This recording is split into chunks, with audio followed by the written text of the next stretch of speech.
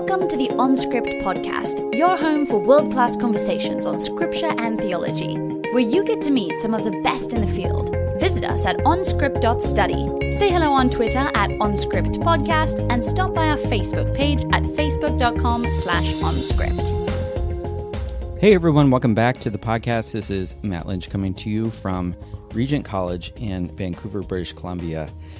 And I wanted to just start out by saying thanks for listening and for your support. If you'd like to sign up to our newsletter, you can go to onscript.study and do so. We're going to be getting that a little bit more active in this coming year, I hope. It's one of my quasi-New Year's resolutions. And also, if you want to give us a rating or review on Apple Podcasts or wherever you listen, don't let us stop you. Don't let us stand in your way or let, good intentions stand in your way.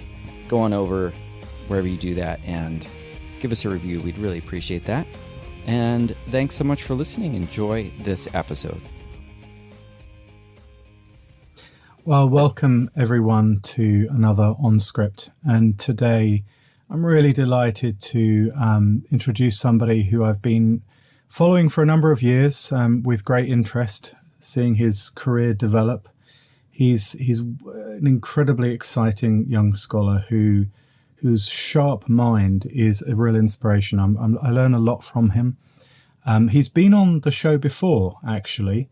We had a sort of little bit of a debate on divine simplicity back in 2020, for those who may remember.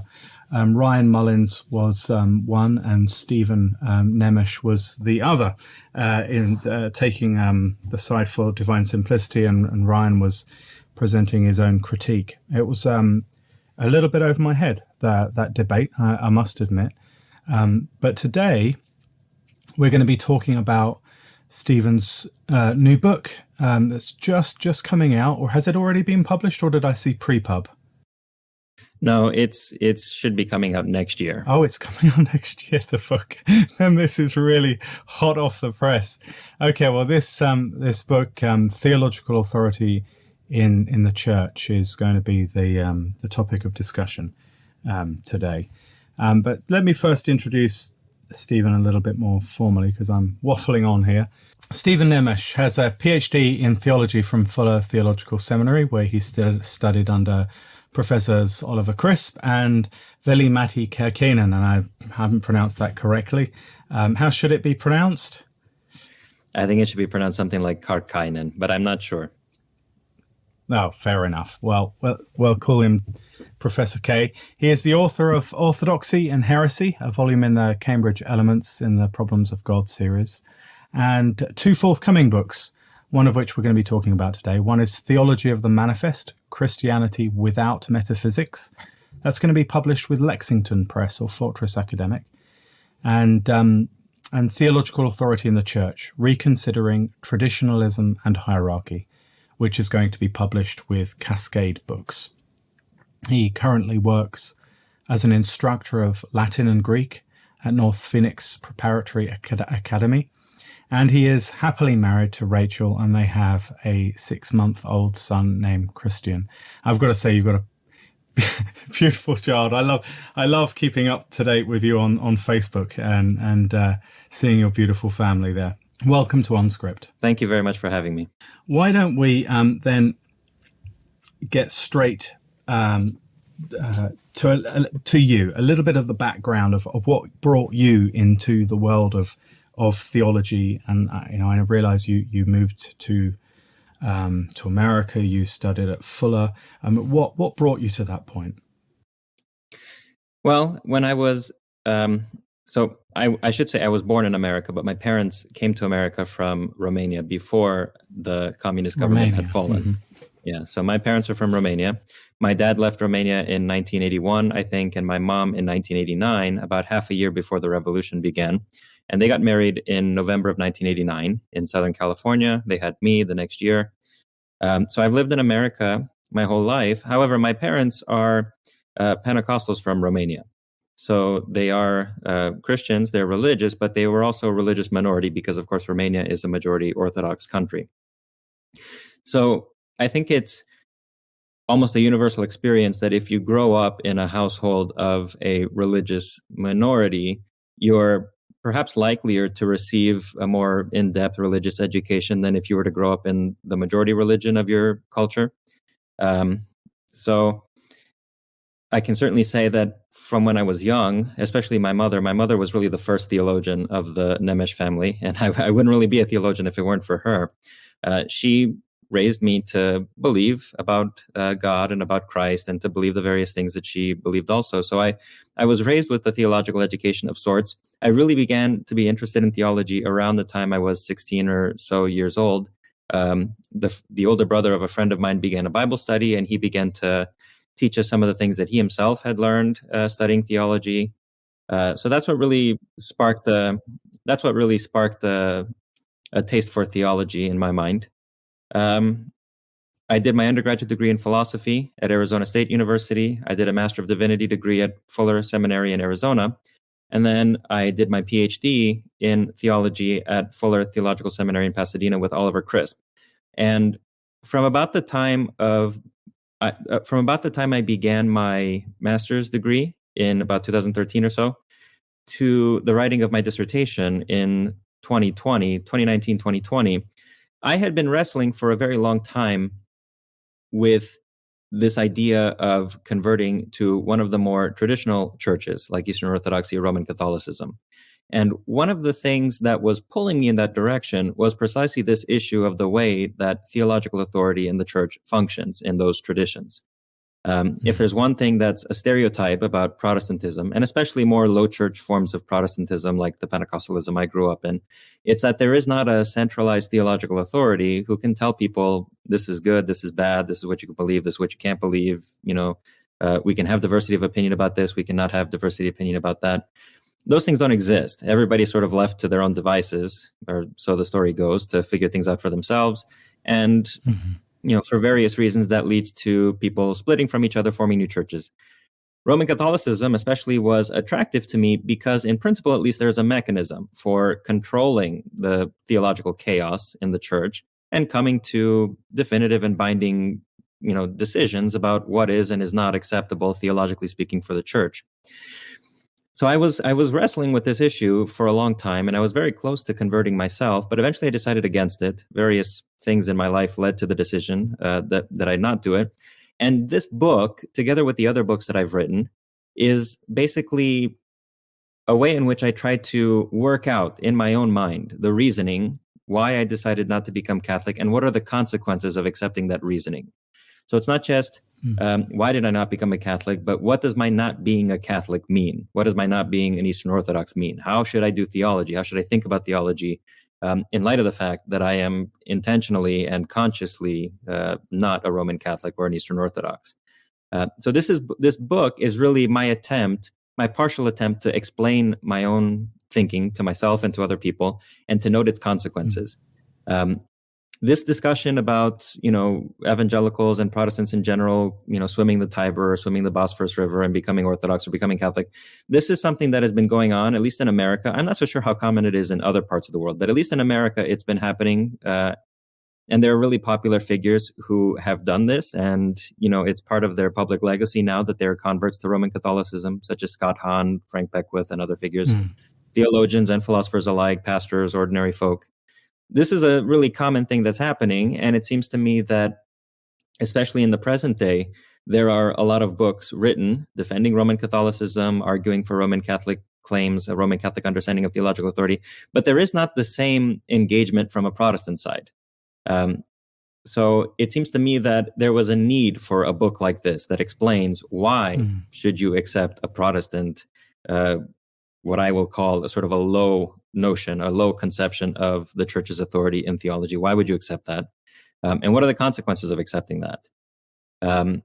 So not only is there not much Protestant engagement with this stuff, I also think that the sort of Protestant engagement that does exist doesn't go far enough. You can read, for example, Kevin Van Hooser's work on biblical authority after Babel and his work on hermeneutics. Kevin Van Hooser is an interesting case because on the one hand, he tries to represent a sort of a mere Protestantism. He tries not to be overly confessional or overly specific in his Protestantism. But it seems to me that his own brand of Protestantism at least on the surface of it, is still too Catholic with a lowercase c. One of the points that I make in my book is that it's not Roman Catholicism per se that is a problem. It is certain dimensions of the Catholic mentality, the Catholic approach to religious faith in general, Catholic with a lowercase c. There are problems there. And if the project of the Reformation is going to be pushed forward, and if the consequences of rejecting Roman Catholic claims to authority are going to be understood, it means to some extent moving in a post-Catholic direction and pushing back against certain lowercase c Catholic tendencies that exist even in traditional forms of Protestantism. So that's a very long answer to your question. But why did I write this book? What moved me to write this book? In a nutshell, it's because I wrestled for a long time with becoming a Roman Catholic. I decided against it, and I wanted to explain to myself and to other people also, why not become a Roman Catholic, and what is the consequence of making that choice? How should you think as a theologian if you don't make that choice? Yeah. Thank you. Yeah, I mean, that's really, really gone into my second question to ask the background of this particular project. Perhaps I could just take a step further and ask you a little bit about your interlocutors, because I think you're right. Your book is offering something that I haven't seen before. This is a fresh Protestant injection into the discussions around this. I mean, there's lots that have been published by Roman Catholics in particular on these issues. Was it Rusty Reno has just published something, Scott Hahn, obviously lots of things, but also recently on theological engagement with Scripture, Thomas Joseph White. I mean, who have been your interlocutors as you've wrestled with these questions, particularly from the Catholic side? Thomas Joseph White is one figure that I enjoyed reading very much. And in the time when I was considering becoming a Catholic, I read, for example, his book, The Light of Christ, An Introduction to Catholicism, and his discussion of the nature of authority in the church, the way that Roman Catholicism understands the pretense to infallibility on the part of the magisterium and the role that divine providence plays in that was very important. I also like very much Matthew Levering. I read his book, Was the Reformation a Mistake? Why Catholic Doctrine is Unbiblical. Is not unbiblical, I should say. I read that book, and it has a response by Kevin Van Hooser. And actually, I published a review of that book in the Journal of Analytic Theology when it came out a few years ago. So I reviewed that book. Matthew Levering again, Thomas Joseph White. Of course, the documents of Vatican II, you have to go to those if you want to talk about these things. You can't talk about things, like the way they were in the Reformation era. You have to address the Roman Catholic Church as it exists now if you're going to talk about these issues, because we don't live in the 16th century. We live in the 21st century. So the understanding of the magisterium that comes out in Lumen Gentium and in Dei Verbum and other such texts was also an important dialogue partner for me. Contemporary commentators, like Catholic commentators on Scripture, a lot of times will make connections between Roman Catholic claims about, let's say, Petrine primacy or the apostolic authority and other pretenses to theological authority that existed in the first century and earlier, for example, on the part of the Pharisees and the language of binding and loosing and so on. And even Protestant commentators will make those connections as well. Those have been part of the story for me, the interlocutors that I'm working with. I should also say this.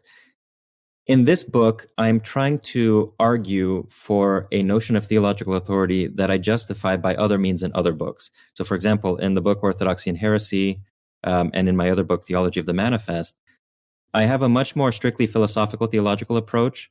I try to show on philosophical grounds what is problematic about more traditional Catholic understandings of ecclesial authority and theology. In this book, I wanted to get into the New Testament, and I wanted to suggest that the New Testament's depiction of Jesus and the apostles does not fit with the way that the Roman Catholic Church talks about the authority of the hierarchs in the church. I wanted to suggest that actually, even though my own sort of low conception of ecclesial authority in theology sounds anachronistic, it sounds Anabaptistic, it sounds like there's no way people could possibly have believed this, before the Reformation era, like you have to be sort of post-Reformation to believe something like this. I think actually that's not true. I think if you pay attention to the way that Jesus interacts with the scribes and the Pharisees, if you pay attention to what he actually tells his apostles, and I think also if you pay attention to certain statements made by early patristic figures like Origen and Tertullian, before really the blending of the church with the state in the time of Constantine and later, and the changes that took place as a result of that. If you pay close attention to certain things that they say, the picture that I'm developing, I think, is exactly a reasonable one. I think it is believable that Jesus, the apostles, and even early patristic figures would have had what I am calling a low conception of the authority of the church in theology. The book is where I try to make my case. I'm trying to show that this notion of things is not only philosophically justifiable, but also by appeal to the New Testament and to elements of early church history. Yeah, indeed. That struck me very much was the amount of engagement with the New Testament and exegetical matters, and we'll come to that shortly. Perhaps you could just provide us a foil, the position that you reject. Maybe you could outline some of the contours of that position and as a springboard into elucidating your own views. Sure. The position that I reject is the position, as I understand it, of the Roman Catholic Church as expressed in, like I said earlier, Lumen Gentium and Dei Verbum. In Lumen Gentium, for example, you have this notion of the magisterium of the church, which is comprised of the bishops throughout the entire world who are in communion with one another and with the Bishop of Rome. This magisterium has been is basically the comprised of the successors to the place of the apostles. Just as Jesus left the apostles to teach the early church, the magisterium of the church, the bishops, are understood to be the successors to the place of the apostles, and so they retain a sort of an apostolic authority over the whole church. They guide the church, the flock, in the place of God, as it says. They not only retain apostolic authority, they also, by the help of the Holy Spirit, are capable in certain instances of acting infallibly. And so the decisions that they come to or the determinations that they make are guaranteed by divine providence to be without error. And there are three specific conditions identified by Roman Catholicism in which this is true. In the first place, when all the bishops scattered throughout the world, in communion with one another and in communion with the Bishop of Rome, agree on some issue as being essential to the faith or morals. So if they're all throughout the world, even without consulting with each other, if they happen to have a consensus about some issue as being essential to the faith, and they're all in communion with themselves and with the Bishop of Rome, that can be taken as infallible. Another point is when they are gathered in an ecumenical council and they make a determination and they have the intent of teaching some matter of faith or morals authoritatively. But again, the condition there is that they are in communion with the Bishop of Rome, and no council can count as ecumenical unless it is by the consent or approval of the Bishop of Rome. So basically, the Bishop of Rome is the one who marks the difference between an ecumenical and pseudo-ecumenical council. And then finally, the Bishop of Rome himself, because he is the successor to Peter, who, according to the Roman Catholics, was given the keys of the kingdom of heaven uniquely and was told uniquely by Christ that whatever he binds on earth will have been bound in heaven, and so on. This Bishop of Rome retains the authority to act infallibly simply of himself. So all the power of an ecumenical council, all the power of a genuine consensus of the bishops throughout the world, the Bishop of Rome himself possesses that power, and he can use it at will.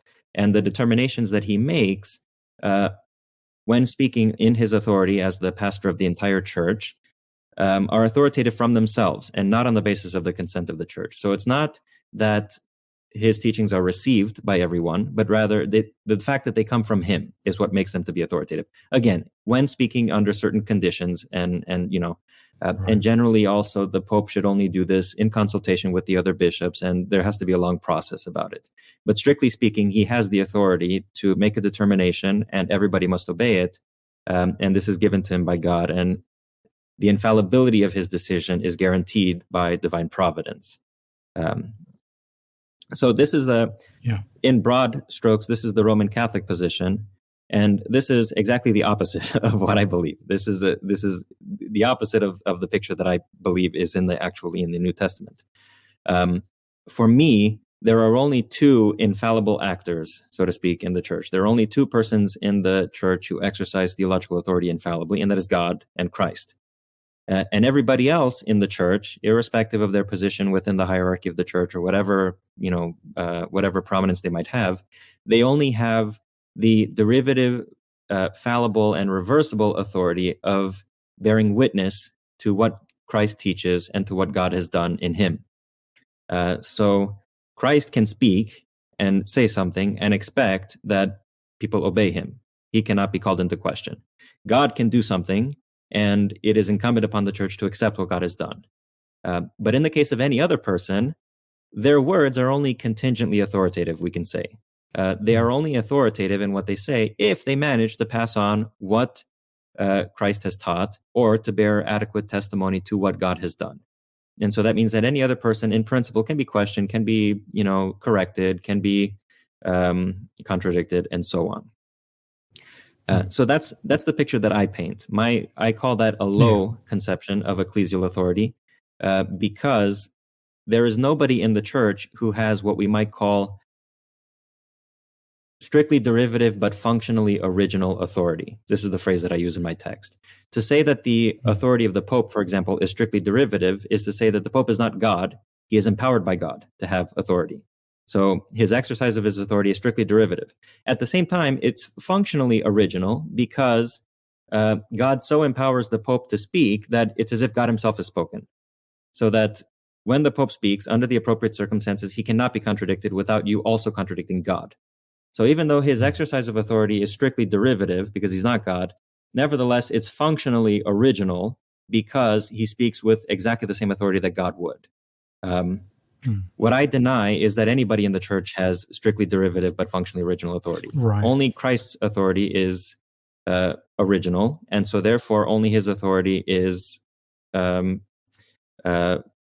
infallible. Everybody else has the strictly derivative and fallible authority of bearing witness to what Christ has taught. Right. So the language of authority has, you've used that a lot in what you've just said, very helpfully summarizing your argument. Do you have a nice little definition of theological authority and that you could give us to help us navigate some of the discussion? Sure. Theological authority is the right or standing to tell another person what they should or should not do or believe for the sake of friendship with God. So if you tell a person, you should believe this in order that you have friendship with God, or you should not do this in order that you not lose your friendship with God, that's exercising theological authority. And you can do so appropriately or inappropriately, successfully, unsuccessfully, derivatively, originally, fallibly, infallibly, and so on. But that in a nutshell is what theological authority is. It's telling another person what can or cannot be done or believed for the sake of friendship with God. Yeah.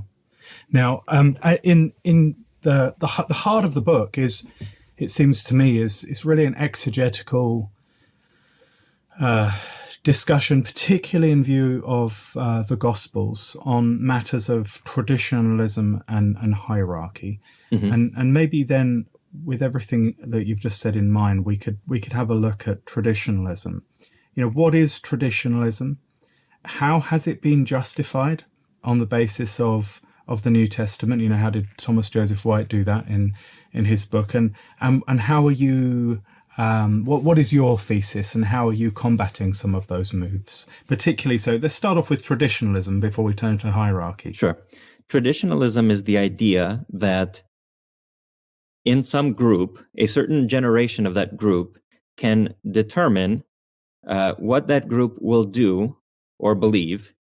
And this determination is binding in definitive on future generations of the group. What that means is that it's binding in the sense that if you're going to be a member of that group, you have to go along with it, otherwise you'll be kicked out. And to say that it's definitive is to say that there is no intention or openness to its ever being revised.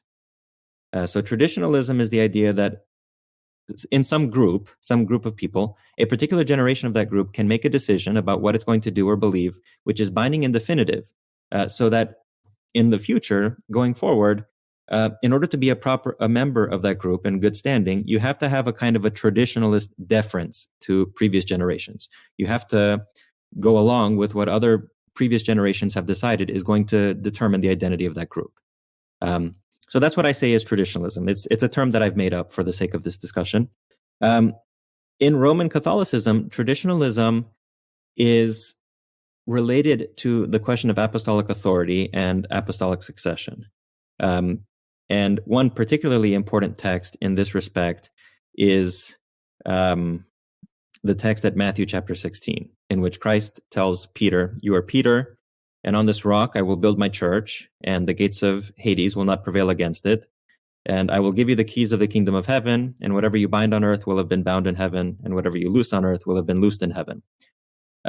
Many Roman Catholic commentators understood these words that were given to that were said to Peter to have been the instance in which Christ endows Peter with a kind of authority to make decisions, definitive and binding decisions about matters of faith and morals in the church. And presumably he also gives at least a similar, if not exactly the same power to the rest of the apostles in Matthew 18, when he also tells them that whatever they bind will be bound and so on. So this idea is that if the apostles retain this authority, then it's for the good of the church.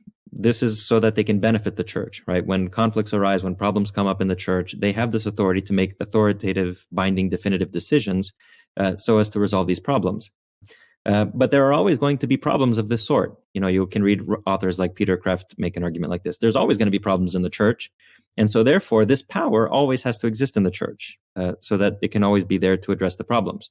And this is where the notion of apostolic succession comes in.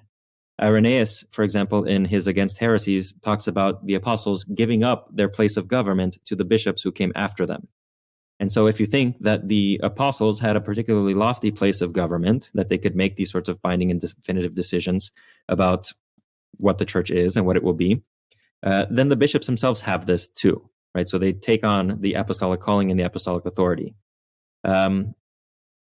And so that means that if there are persons in the church who can make decisions about what the church is or is not going to believe or do, then in order for me to be a member of the church in good standing, I have to show the appropriate deference to those authorities, both the ones that exist now and the ones that existed in the past. And so this is why you have, for example, the notion of ecumenical councils, where the church all throughout the world gets together, the bishops decide this is what we're going to believe. After that, if you don't believe that, you're out, you're anathema. And of course, the decisions of an ecumenical council are not revisable. You know, we're not going to meet again at some point to discuss, to rediscuss Nicaea or anything like that. That's not going to happen because it's contrary to the notion of the apostolic succession in an ecumenical council in the first place. So this is how this idea is typically justified. Of course, there was a kind of traditionalism in Jesus's day with the Pharisees and the scribes that we read about in the New Testament. They accepted, in addition to the written law of Moses, they also accepted this oral tradition that had been passed down from generation to generation. Later in rabbinic Judaism, the claim is made that this tradition was passed down even from Moses to Joshua to someone else, to the prophets, and then the Great Council. So there's this claim that this tradition goes back in some form or other all the way back to Moses. I don't know where they got that idea from or how they could ever justify it, but that's what they say. So this traditionalism idea, it's not strictly a Roman Catholic idea. There was already this sort of quasi-traditionalist structure in New Testament times, and the Pharisees give testimony to it. And so, for example, the Pharisees complain about Jesus, or about his disciples. Why don't your disciples wash their hands before they eat in accordance with the traditions of the elders? Here they're appealing again to this traditionalist idea. There were people who came before us who made a decision. This is how things should be for us. And we, in order to be a part of their people, a part of their group, we have to show the appropriate deference to their prior determinations. And can you give us a little bit of details of so Jesus responds, right, to the Pharisees and to the traditionalism of washing hands according to the tradition of the elders. How do you understand what Jesus says? How does that relate to these debates? I think Jesus' response in Matthew chapter 9, for example, is very interesting because I think the way that he responds to their claim and the way that he acts in general shows that he is not a traditionalist. He does not have this idea in mind that one generation of the people of God can make a binding and definitive, determination that all future generations have to obey. And I can try to explain this point as follows. In the first place, notice that Jesus does not wash his hands either. Right? Luke points this out, I think, in chapter 11, and a lot of commentators dealing with the passage in Matthew will point to Jesus' own practice as testified by Luke as explaining why his disciples don't wash their hands. So the Pharisees show up, they see that the disciples have not ritually washed their hands before eating, as is the tradition of the elders, and they bring that up. And then Jesus says to them, you guys prefer the traditions of men to the commandments of God because you say, and then he gives the example of Korban, and he says, well, listen, when you allow people to consecrate money to God rather than using it to take care of their parents, but God commanded that you honor your father and your mother and that you not curse them, well, you're teaching people to disobey the commandments of God. And then, he makes that interesting statement about purity, and it's not what goes into a man's mouth that defiles him, but what comes out of it. The way that Jesus acts here and the way that he argues suggests to me that he is not a traditionalist, and he does not have this idea in mind that one generation of God's people can make determinations that are binding and definitive for all future generations. And the reason why is as follows. In the first place, he himself does not obey the tradition about washing his hands. And this is the point that I justified earlier by appeal to Luke's gospel. His disciples don't. Okay, this is a tradition that had support in favor of it. The elders that the Pharisees appealed to, they passed this tradition down. Jesus is a part of the same people as they are. He is a part of the Jewish people, and they think that this tradition is binding on him. He disregards it. The reason why he disregards it, apparently from what he says, is that there is no command to do so from God. God himself never commanded the whole Jewish people to ritually wash their hands before they eat.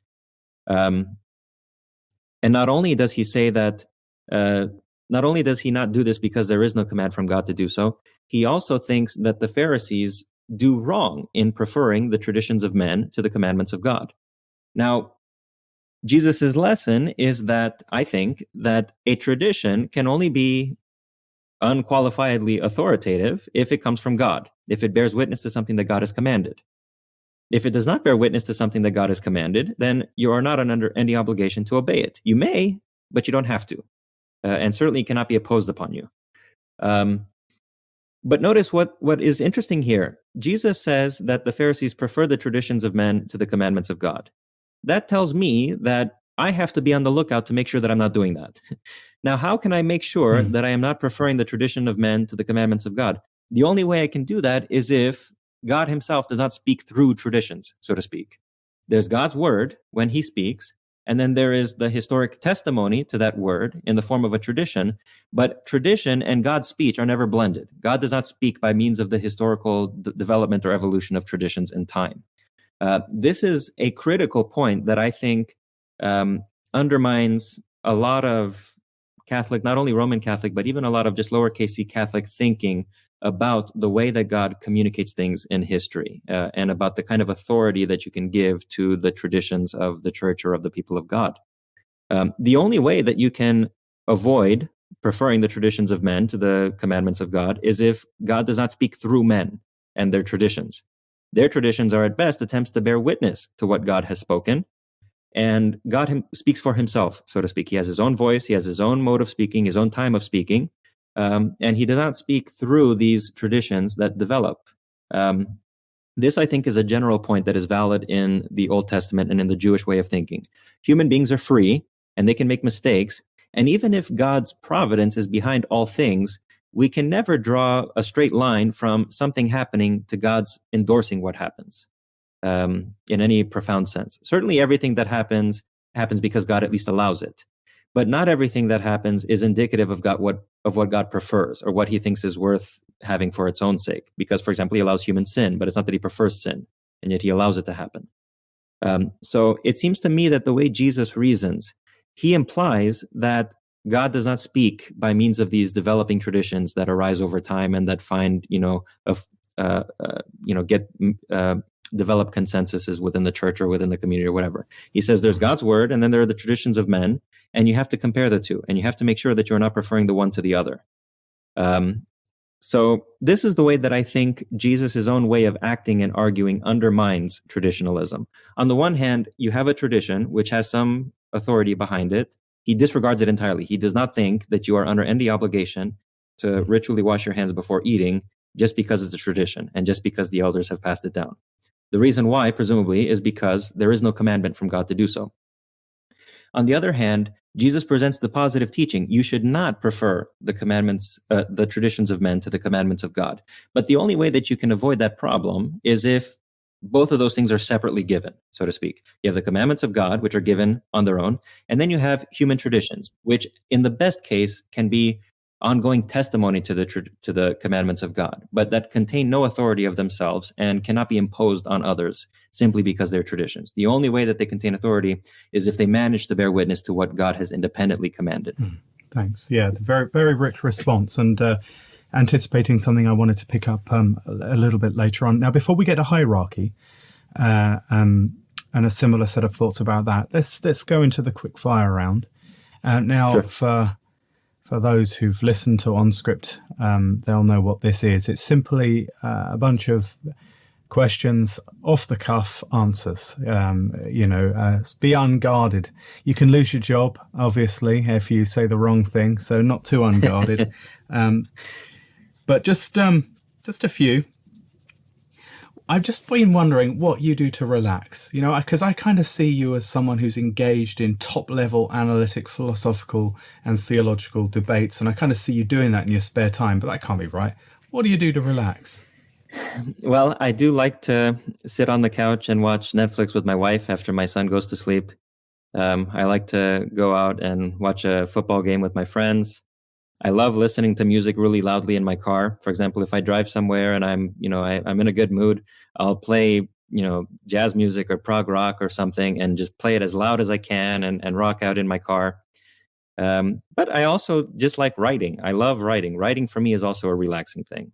So even though it seems like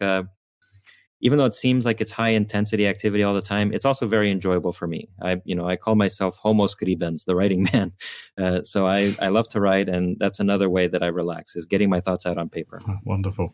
So what characteristics of a theologian or biblical scholar do you find the most attractive? I like, in general, when people are not predictable, when they don't easily fit into pre-established categories. This is perhaps because my whole life I've always been on the margins. I'm an ethnic minority. I'm a religious minority. Even within my religious community, I was a minority because I studied philosophy. Even among the people that I studied philosophy with, I was a minority because I had certain predilections in others. Even with my fellow grad students or the postdocs that I was working with at Fuller, I was a minority because they were all studying analytic theology. I was studying phenomenology. So I don't fit in anywhere. I like it when people don't fit in. I like it when they have something new and different, a novel combination of ideas and insights to bring. So I like when people are not just stereotype cookie cutter Reformed or Anglican or Catholic or whatever, when they can bring something new and shed a new light on things. That's what I really appreciate. Oh, yeah. I'm with you on that. Totally. This is this is also an open-ended question. I mean, all of them are, but what do you hope will become of biblical and theological scholarship over the next 50 years? Are there any, couple of highlights that you'd love to see crystallize, emerge? I would love to see theology and biblical studies become less encumbered by what I consider to be unneeded dogmatic constraints on inquiry and research. I would like it to become a more open discussion, and have alternative positions considered, because Christians themselves, at least among the Christians who are engaged in these tasks, the Christians themselves have reoriented their focus elsewhere. One of the things that I try to argue in this book is that the Catholic tradition has sort of disproportionately emphasized correct doctrine to the neglect of the actual practical good that Christians can do in the world if they were to work together. As it stands, coming out of the Catholic tradition, we have hundreds of different churches who are not in communion with one another, who don't collaborate with one another very much. They all go to church on Sundays, to hear a message that they already agree with. Basically, they go there to feel good about themselves. Then they go back into the work week. It seems to me that the vision of the church at the beginning was a society for doing good. And the thing that is there are so many Christians on the face of the earth right now, and there are so many resources possessed by Christians that it seems to me that if they would only collaborate with each other, they could do a lot of good. But the thing that is keeping them, or at least one thing that is keeping them from collaborating, is that they have all these dogmatic differences among them. They belong to different churches. They sometimes even see themselves as members of different religions, and they just won't work with each other. And they are more concerned about dogmas and beliefs and doctrines and endless theological, inquiries, rather than actually doing good and helping someone. So if there's one thing that I would like to see in the future with theology and biblical studies, it's the sort of the freeing. Here I'll sound like Adolf Harnack when I talk like this. The freeing of these fields from the dogmatic chains that hold back inquiry and that keep people in paradigms just because they're dogmatically required by the churches, but also that Christians, apart from these, allow these fields of inquiry to be purely academic, which is what they should be. They should just be an inquiry into the truth about these matters, and not matters of life and death and salvation and damnation, because Christians themselves have now dedicated themselves to doing good for people. So I think theology and biblical studies should be academic enterprises that are not hindered by dogmatic constraints. And it should not be a point of salvation anxiety that you propose a high Christology or whatever reading of, an early dating of the Exodus or something like that. Those should not be points where people are worried about salvation or worried about this or that. Rather, we should be trying to do good and help each other. This is where our real focus as Christians should be, in helping people. And the purely academic inquiry into these things should be allowed to go freely, with the truth really being the only criterion or the only condition of inquiry. So, final question. And this top 3 books, and they don't need to be theological, just top 3 books that you have influenced you the most, or you enjoy the most. Or one of the top books that has influenced me is, well, these days anyway, I would say that my 3 principal influences are Huldrych, Zwingli, Adolf Harnack, and Michel Henry, the French phenomenologist. So I'll just give you 3 books by them. By Huldrych, Zwingli, I very much like his treatise on the Lord's Supper, but I also appreciate his commentary on true and false religion. So I'll cheat there. I'll give 2 books. I very much like Adolf Harnack's What is Christianity? I quote from it for a couple of times in this book, and I love this line that he has towards the end, and this resonates with me perfectly. He says towards the end, I think he was giving lectures at a university when they became this book. He says, "Gentlemen, religion, the love of God and the love of neighbor, gives life a meaning. Knowledge cannot do it." I agree with that entirely. It seems to me that a truly meaningful life is one lived in love of God and in love of neighbor. And knowledge, scientific knowledge, that will not bring you that. It can be useful, it can be helpful, but it won't give you a truly meaningful life, which is only possible with love. And then from Michel Henry, I love his book, Words of Christ. Michel Henry is, again, kind of an outsider. He's sort of a marginal figure. He's becoming more popular as a French phenomenologist, but he certainly does not fit the bill. He's got his own thing. His whole life, basically, he was pursuing his own research interests and his own project, and he doesn't quite fit easily into the boundaries of French phenomenology. So I've always liked these sort of outsider figures. Even Zwingli is kind of an outsider figure in comparison to Calvin and Luther. And Harnack certainly is an outsider figure in comparison to other major Protestant theologians in the 20th century. So I've always had a thing for outsider figures. Michel Henry is another one of them. Those would be 3 books: the Commentary on True and False Religion by Zwingli, What is Christianity by Harnack, and Words of Christ by Michel Henry. Well, fascinating stuff. Let's turn to hierarchy.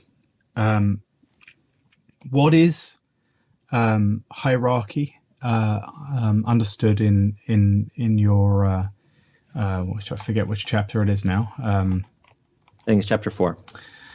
In chapter 4, thank you. Yes, and how has it been justified, and what do you do with the New Testament in order to make a case against a certain understanding of hierarchy and theological authority? Sure. Hierarchy is the idea that a certain group is intrinsically structured in such a way that there are persons who possess a rank not possessed by others, and who have, on the basis of that rank, the authority to make unquestionable decisions about things for that group. An example of hierarchy would be, the United States government. The United States is a hierarchical society. Ordinary citizens do not possess the right that senators or the president or Supreme Court judges do.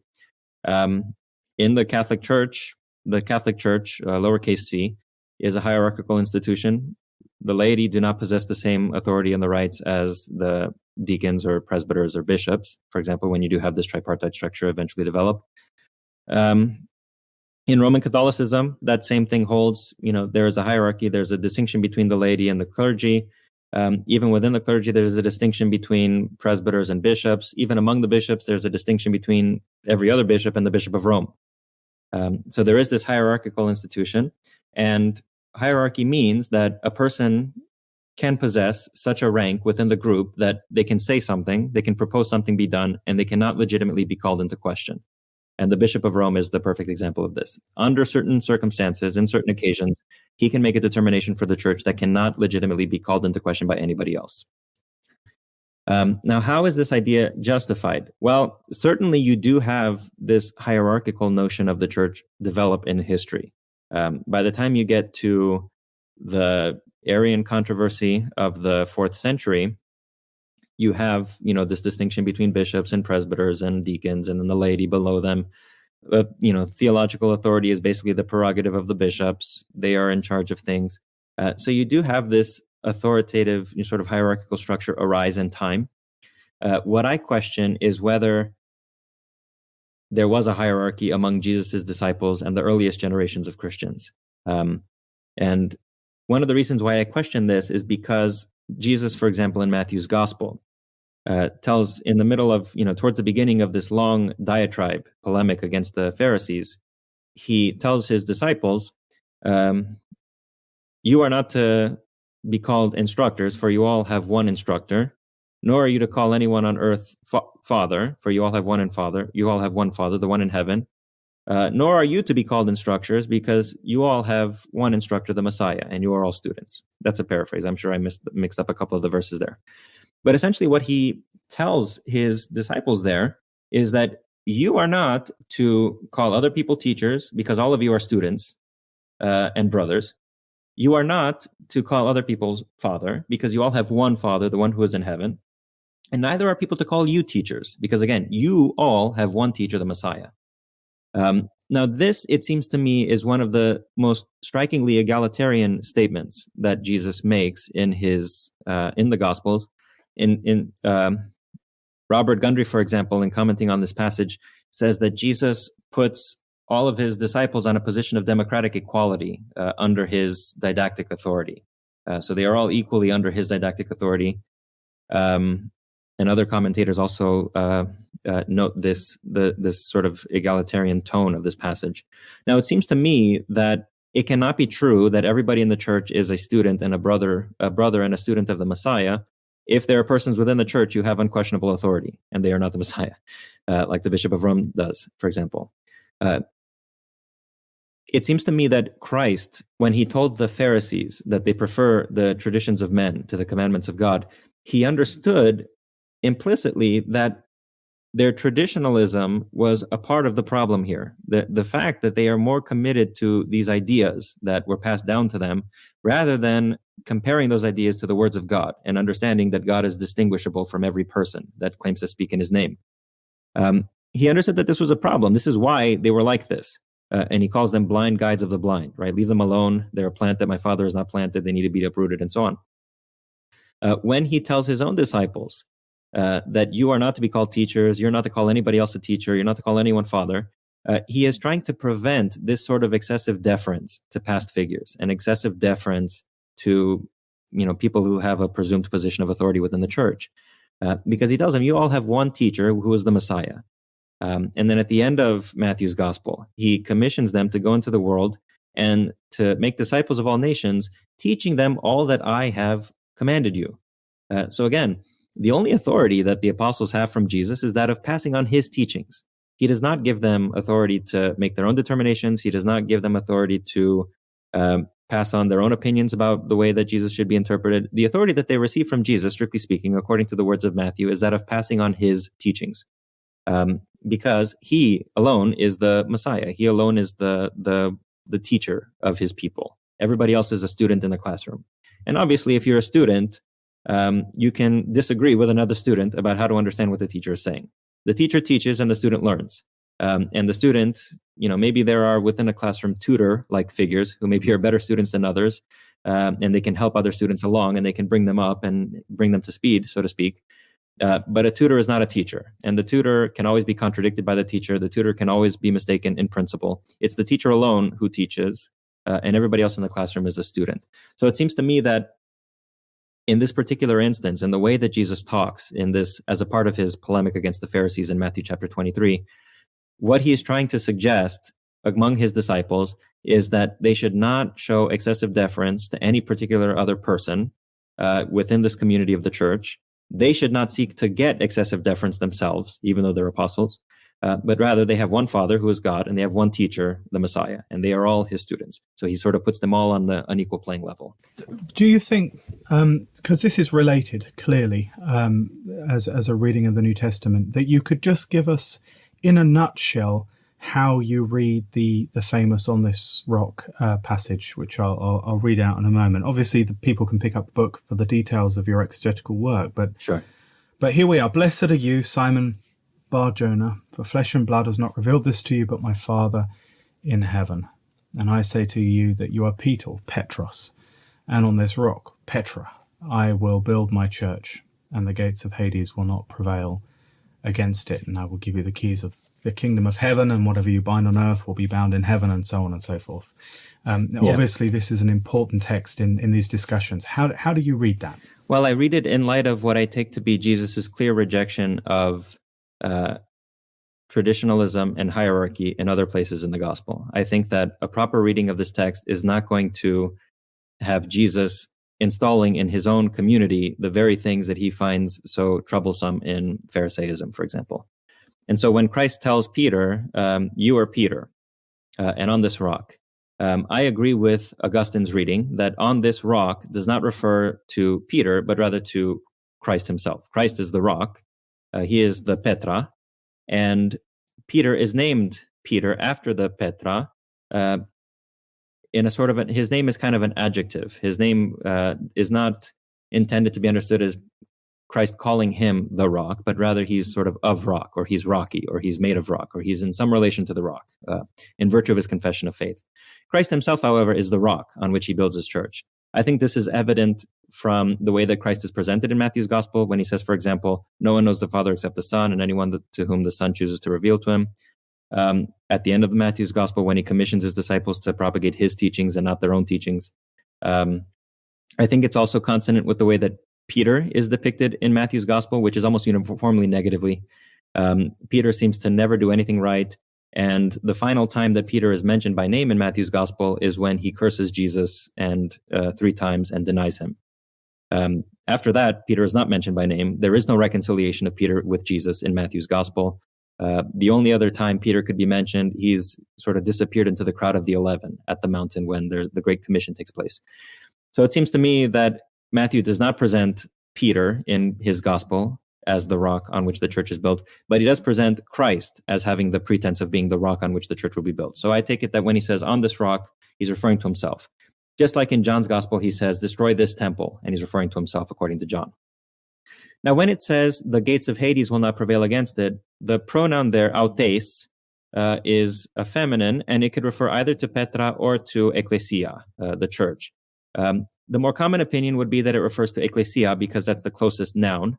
But there is no necessity in the pronoun referring to the closest noun, and it could equally refer to Petra, which I'm saying is Jesus himself. I think that it does refer to Jesus because the church is never put in connection with Hades in the New Testament, but Jesus is put in connection with Hades in Peter's sermon in Acts chapter 2, and in Revelation he says that he has the gates of Hades, or he has the keys of Hades. So I take it that when Christ says that the gates of Hades will not prevail against auteis, he means Petra, he means the rock, and he's basically foretelling his resurrection. The gates of Hades are not going to prevail against him, the rock, because he will rise from the dead. When Jesus tells Peter, I will give you the keys of the kingdom of heaven, people see a connection here with Isaiah 22 and the key of the house of David. I agree that there is maybe a kind of a non-specific textual allusion of some kind, but I don't agree that Peter, for example, is being established as a second in command, just as Eliakim is being put in the place of Shebna in David's kingdom. I think actually what's going on is that the keys of the kingdom of heaven are specific tools by which Peter will be able to open up and close the kingdom of heaven to certain people. Just as I use a key to open a car, and a key is not a symbol of just an authority to do anything whatsoever, but it's a specific, it empowers me to do something specific, to open and close something specifically. Jesus is telling Peter that he will give him something by which he will open and close the kingdom of heaven to people. And it seems to me from Matthew's gospel, the best candidate for that is Jesus' own teachings. His teachings, his words that he brings to people are what open the kingdom of heaven to those who accept them, and what close it to those who reject them. And so when he says, what you bind will have been bound in heaven, what you loose will have been loosed in heaven, I take it that he is assuring Peter that by using the key of his teachings, he will in fact be acting in accordance with the will of heaven, unlike the Pharisees. The Pharisees bound and loosed as they pleased, and Jesus obviously thinks that they are misleading the people. They're imposing laws that they have no reason to impose on them. They're, casting heavy burdens on people without helping them to lift them, and so on. So Jesus does not think that the Pharisees bind and loose correctly, but he is assuring Peter that by using the keys of his teachings, he will bind and loose correctly, because he will have the teachings of God's Son by which the kingdom of heaven can be opened or closed to a person. So interestingly enough, rather than Jesus empowering Peter to have this kind of blanket authority to make definitive and binding decisions, at will, I think to the contrary, what Jesus is doing here is telling Peter that if I will give you my teachings, and by using these teachings, you can be guaranteed that you will be teaching in accordance with the will of heaven. But if Peter goes off on his own, if he starts to speak from himself, then he no longer has that guarantee. So the way that I read this text, far from empowering Peter to, have this sort of like functionally original authority, I think quite to the contrary. It puts on Peter a responsibility to be faithful to the teachings of Jesus and not to interpose his own teachings, his own opinions, his own ideas, because he doesn't have any guarantee. His teachings are not the keys of the kingdom of heaven. Jesus' teachings are. And so his responsibility, his task as a teacher in the church is to pass on Jesus' teachings and not to speak from himself. Now, when you're talking about the teachings of Jesus and how tradition at best can bear witness to the pristine, if you like, the true authority. Yeah. You use variations on these phrases throughout the book. It's the teachings of Jesus and the work of God in him, or something like that. Yeah. That's your central point, if you like. What can you unpack that for us? What that means? Sure. The teachings of Jesus refers to those things that Jesus, taught to other people. The works of God refer to what God has done in and around Jesus. And I include this other notion of the works of God in him because I think that the welcoming of the Gentiles into the church in Acts is an important consideration in this discussion. Why is it, for example, that Gentiles can become Christians without having to take up the whole burden of the law? Well, according to Acts chapter 15, it's because God himself had shown that he had accepted the Gentiles by sending them his Spirit. And so Peter says in Acts chapter 11, when people call him into question and they say, how come you went into the house of a Gentile? He says, look, I was preaching the gospel and the Spirit came upon them, fell upon them just as it had with us. And he says, who was I to stand in God's way? Right. So it's not only that by preaching the gospel, he's done his duty, but he also has the duty of not getting in the way of God. When God sent his Holy Spirit upon the Gentiles, it was Peter's duty at that point to recognize the work of God and to submit to it. There, Peter was teaching sort of precisely by not teaching. He was teaching precisely by not asserting his own authority, but by submitting to what God is doing. So I take it that the inclusion of the Gentiles into the church by means of the activity of God, the sending of the Holy Spirit when they believe in Christ, this is also something that cannot be called into question by the church. The apostles in Acts chapter 15, I like the way that Luke Timothy Johnson puts it in his commentary. He says that basically they are just going along. They're following God's lead. God is doing something. He's showing the way by including the Gentiles. And the responsibility of the church at that point is to submit to what God has done rather than to put excessive burdens on the Gentiles that God himself has not approved. So the reason why I talk about the teachings of Jesus and the works of God in him is because it is not just that the things that Jesus himself said when he was on earth, but also the things that God does around Jesus, so to speak, in giving the Holy Spirit to the Gentiles who believed in him and so on.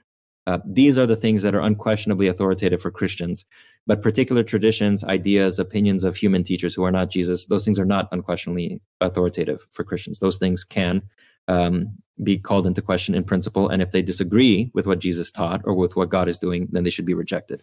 Well, I've realized we're frustratingly running out of time, but there's so much more to talk about, really.